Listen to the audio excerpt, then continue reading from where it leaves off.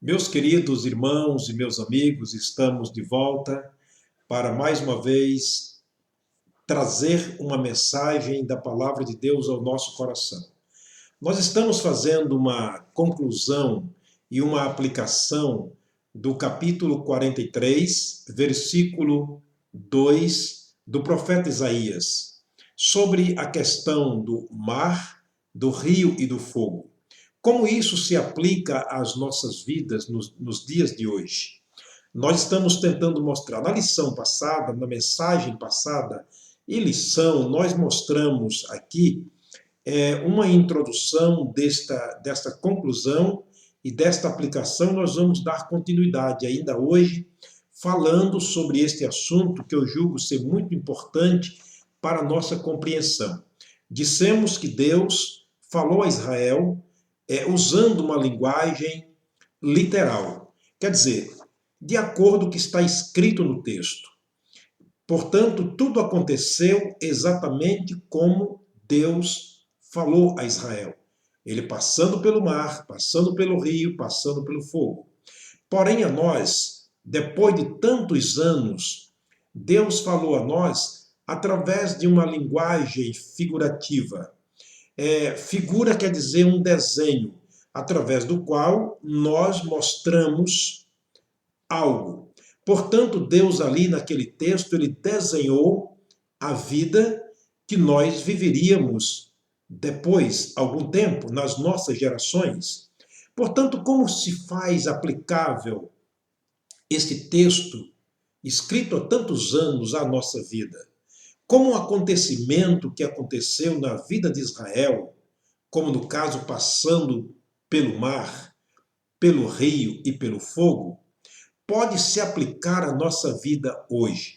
Bem, dando continuidade ao assunto anterior, dessa conclusão e aplicação desse texto às nossas vidas, eu gostaria de, primeiro, usar como exemplo na educação de filhos, na criação dos filhos. Eu quero orar para que Deus esteja nos dando a graça de entendermos esse assunto, que eu julgo ser muito importante para as nossas vidas. Vamos orar. Pai querido, Pai de amor, nós estamos diante da Tua presença mais uma vez, agradecidos pela graça, pela misericórdia, pelo Senhor ter nos levantado hoje de manhã cedo, nos feito andar, ouvir, ver, falar, sentir e lembrar. Obrigado, Deus, por estarmos aqui consultando ao Senhor, ou consultando o Senhor diante da Tua palavra, através da Tua palavra. Que o Teu Espírito Santo esteja falando aqui ao nosso coração, que cada texto lido seja a voz oral do Senhor, falando a cada coração. Eu oro agradecido no nome do Senhor Jesus, o nosso Salvador. Amém. Bens, aplicando esse assunto que é importante às nossas vidas, eu quero começar na disciplina, ou seja, na educação dos nossos filhos, na qual temos errado muito. E muitas vezes, por uma questão de tomarmos uma providência inicial na vida dos nossos filhos, esses erros podem se avolumarem ao ponto de causarem um desastre, comparando assim ao mar nas nossas vidas e nas vidas dos nossos filhos, trazendo, por assim dizer, a justiça de Deus representada pelo fogo, lá em Isaías capítulo 43, versículo 2. De que maneira poderíamos fazer uma aplicação desse texto, usando os nossos filhos como figura central para a interpretação deste assunto? Bem, vamos lá. Salomão, o rei de Israel, o filho de Davi, o grande sábio da Bíblia. A Bíblia diz que Salomão foi o homem mais sábio da Bíblia, também o homem mais rico da Bíblia, aquele que sucedeu o seu pai Davi, o grande rei de Israel. Ele teve uma grande e profunda experiência nesse sentido, porque ele criou filhos e ele dedicou um livro praticamente inteiro, o livro de Provérbios, ele dedicou inteiramente aos seus filhos. E ele nos deu ali grandes instruções, como disciplinar, como educar, como conduzir os filhos, baseado no próprio erro que Salomão cometeu durante toda a sua vida como rei, mas principalmente como pai. Portanto, vamos aproveitar esse momento para aprender com Salomão, este grande homem de Deus, mas que também teve grandes erros. Alguém disse que grandes homens têm grandes erros. Portanto, Salomão, embora sendo um grande pai, ele cometeu grandes erros, por isso deixou para nós, na palavra de Deus, especialmente no livro de Provérbios, dedicado aos seus filhos, grandes ensinamentos que podem muito bem nos ajudar nesse sentido no qual estamos aprendendo. Vamos lá então. Olha o que disse Salomão em Provérbios, no capítulo 22. Ele disse que o versículo 15, a parte A do verso, ele diz: a estutícia, quer dizer, a estupidez, está ligada ao coração da criança. Observa que ele começa mostrando que a criança, muitas vezes, não é assim tão boazinha como julgamos que seja. É verdade que a criança é uma bênção. A Bíblia diz que o filho é a bênção de Deus, é o fruto do ventre. Porém, é necessário que olhemos na Bíblia Sagrada alguns detalhes que nos ajudam a compreender que a criança em si mesma, por causa da sua natureza adâmica, não é tão boazinha como nós julgamos ser. Isso nós vamos ver no decorrer de alguns versículos aqui lidos durante o tempo desta mensagem. Agora vejamos por que Salomão disse isso.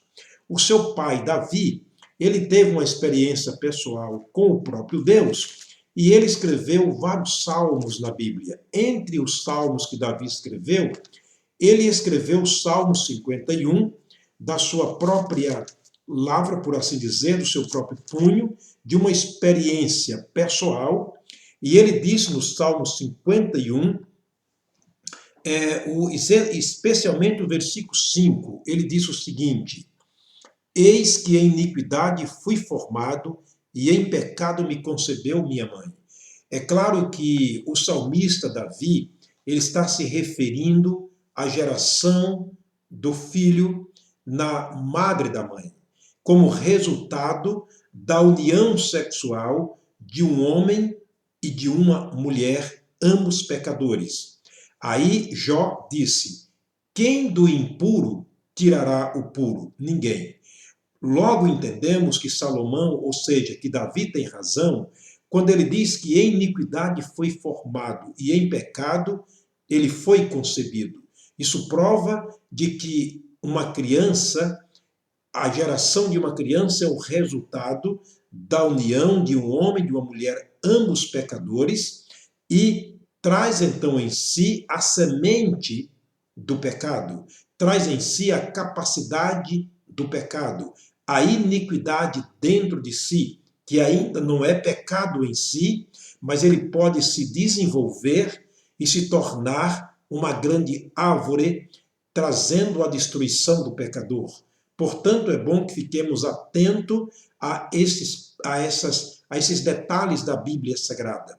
Vejamos agora o que o salmista também disse no Salmo 53, os versículos 2 e versículo 3. Deus olhou desde os céus para os filhos dos homens, para ver se havia alguém que tivesse entendimento e que buscasse a Deus. Ele disse: todos se extraviaram e juntamente se fizeram imundos. Versículo 2 e versículo 3. Ele disse: não há um justo, nenhum sequer.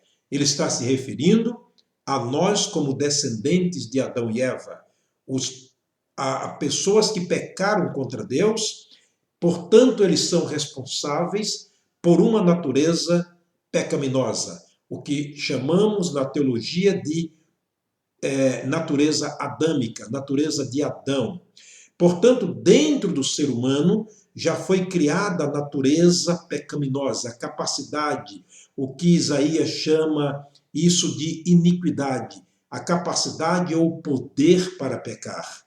Portanto, no capítulo 58, versículo 3, também escreveu o salmista o seguinte, Davi também escreveu assim, capítulo 58, versículo 3, alienam-se os ímpios desde a madre e anda errado desde que nasceram proferindo mentiras. Repito, capítulo 58, versículo 3 do Salmo. Alienam-se os ímpios desde a madre. O que ele está dizendo, ímpio aqui, quer dizer aqueles que não são puros. Uma criança não é pura. É claro que no sentido de responsabilizar-se pelos seus atos, não, ela não responsabiliza até uma certa idade pelos atos cometidos. Mas não nasce ninguém puro, porque a Bíblia diz que todos pecaram. Portanto, nasce-se uma criança preparada, pronta para cometer pecados. Ele disse, aliena-se os ímpios desde a madre, e ele anda errado desde que nasceu, proferindo mentiras. Aliás, foi uma das primeiras coisas que nós aprendemos a fazer, foi mentir. Pelo menos eu fui assim. Eu acredito que você não foi diferente. Os nossos filhos não foram diferentes. Os que hão de nascerem também não serão diferentes. Então eu costumo dizer, quando temos uma criança, temos algo lindo em nossas mãos. Temos a bênção de Deus em nossas mãos. Temos ali a providência de Deus como resultado da grande bênção de Deus para o pai e a mãe, porém temos em nossas mãos uma bomba acionada, cujo poder de desacionar essa bomba está nas mãos do pai e da mãe. Caso isso não aconteça, pode vir causar uma grande explosão mais tarde. É o que temos visto na vida de muita gente. Como deve ser, então, tratados nossos filhos? Aí nós vamos para o grande experiente Salomão, que criou os filhos, errou muitas vezes, mas ele deixou para nós preciosas lições a serem ouvidas e aprendidas na criação de nossos filhos. Ele escreveu Provérbios capítulo 22, o versículo 15 que eu li inicialmente, eu li a parte A do verso, agora eu quero ler a parte B do verso. Ele disse, eu vou ler o verso completo para termos uma ideia do que ele disse. A estultícia, ou seja, a estupidez está ligada ao coração da criança, mas a vara da correção a afugentará. É bom lembrar que Salomão está nos alertando como tratar os nossos filhos, olhar para os nossos filhos, vê-los como bênção de Deus, mas também como uma fonte de estultícia, uma fonte de estupidez, porque dentro dele traz em si a natureza adâmica, pronta, como eu disse, uma bomba a explodir. Portanto, ele diz que só a vara da correção, da disciplina, da educação pode afugentar este mal do seu coração. Agora, vejamos o capítulo 23, versos 13 e 14. Disse Salomão, não retires a disciplina da criança, pois se a fustigares com a vara, nem por isso matará, tu a fustigarás com a vara e livrarás a sua alma do inferno. É muito sério o que Salomão está dizendo, observando aqui as três figuras que nós estamos usando do capítulo 43, verso 2 do profeta Isaías, mar, rio e fogo. Observa que a disciplina evita de formar na vida dos nossos filhos um abismo, trazendo, por assim dizer, a justiça de Deus, a destruição eterna, o inferno, que é representado pelo fogo de Isaías, capítulo 43, versículo 2. Ainda, no capítulo 29, versículo 15, ele vai dizer para nós o seguinte, são textos muito importantes a serem aplicados às nossas vidas. Capítulo 29, verso 15. Aliás, o rei Salomão disse o seguinte: a vara e a repreensão dão sabedoria, mas a criança entregue a si mesma envergonha a sua mãe. Me lembro de certa vez que eu estava viajando em um coletivo e de repente entra uma mãe trazendo na sua mão uma criança já aproximadamente de 8 anos de idade, 7, 8 anos de idade. E aquela criança já estava com uma birra muito grande ao entrar na porta daquele coletivo. Ao chegar perto da catraca ali, o ônibus estava cheio de pessoas e aquela criança caiu de propósito, zangada, brava, explosiva, e a mãe agachou para apanhá-la, para protegê-la. E aquela criança simplesmente bateu na cara da sua mãe. Todos que estavam naquele coletivo viu aquela cena triste, horrível e horripilante.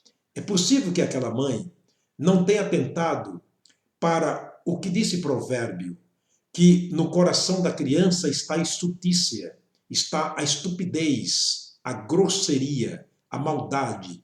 E é possível também que ela não tenha atentado para o que disse Salomão: corrige-o com a vara, disciplina-o, fustiga-o, fazendo assim não matarás, porém livrará sua alma do inferno. Talvez ela não atentou para o que disse Salomão: uma criança entregue a si mesma envergonha a sua mãe. Ela teve muita vergonha naquele momento. Portanto, observa, queridos amigos e irmãos, que esses textos aplicam-se muito à criação de filhos na Bíblia Sagrada, fazendo aqui a conclusão e a aplicação, repito, de Isaías capítulo 43, versículo 2. Temos mais. No capítulo 13 agora, de Salomão, capítulo 13 de Salomão, olha o que diz o versículo 24. Capítulo 13, verso 24 de Provérbios. Disse Salomão: o que não faz uso da vara odeia seu filho, mas o que o ama desde cedo castiga. Observa que muitas vezes nós não disciplinamos os nossos filhos em nome do amor. Isso é prejudicial. É o contrário. A Bíblia diz que aquele que ama, cedo disciplina. Observa que João capítulo 3, verso 16, diz que Deus amou a nós com amor tão grande, com amor sem fronteiras, um amor sem medida. João usou a palavra tal para descrever o tamanho do amor de Deus. Deus amou o mundo de tal maneira que deu seu Filho para morrer na cruz no nosso lugar. Isso é uma demonstração de amor. Portanto, o castigo que nos trazia paz, que nos trazia a salvação, a grande felicidade, estava sobre Jesus. Desde cedo, Deus o planejou discipliná-lo, por assim dizer, dando seu Filho para morrer na cruz no nosso lugar. Isto é amor. Por isso Salomão está dizendo: aquele que ama o seu filho, a prova é que desde cedo ele está disciplinando. Vamos terminar mostrando algo interessante, fazendo uma pergunta para prosseguirmos uma outra mensagem, esta lição. Quando devo disciplinar meu filho?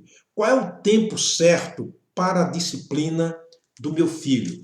Bem, a Bíblia Sagrada, Salomão, mais uma vez, o grande Salomão, o grande mestre, aquele grande homem que cometeu grandes erros na vida, na criação de filhos, ele deixou para nós grandes lições.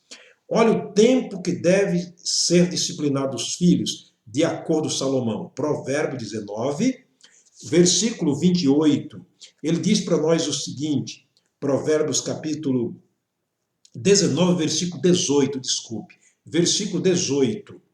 Castiga o teu filho enquanto há esperança, mas não deixes que o teu ânimo se exalte até o matar.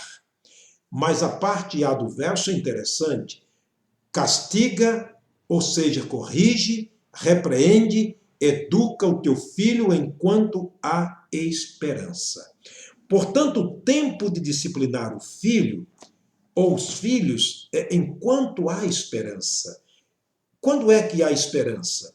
Eu tenho uma experiência interessante que talvez encaixaria muito bem aqui neste assunto. Quando criança, eu brinquei muito na floresta com amigos, fazendo arcos de vara para atirar pedras ou flechas. E aqueles arcos que nós formávamos, que nós fazíamos, tinha que ser de vara verde, porque a vara verde ela se dobra facilmente. Mas se fôssemos tentar fazer um arco de uma vara seca, ela se quebraria e não se dobraria, e nós não teríamos o resultado desejado.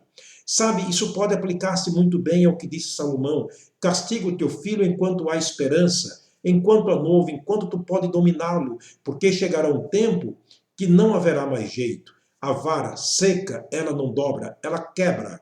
A vara verde é fácil de se dobrar. Portanto, o tempo de corrigir os nossos filhos enquanto há esperança, enquanto eles estão novos. Se Deus permitir, na próxima lição desta série, dessa explicação, ou seja, dessa aplicação e conclusão de Isaías 43:2, sobre o mar, o rio e o fogo, nós vamos trazer um exemplo clássico de um pai da Bíblia, na Bíblia, que criou seus filhos de maneira irreverente, de maneira irresponsável, de maneira contrária ao que Salomão está dizendo, e o grande resultado foi uma grande catástrofe.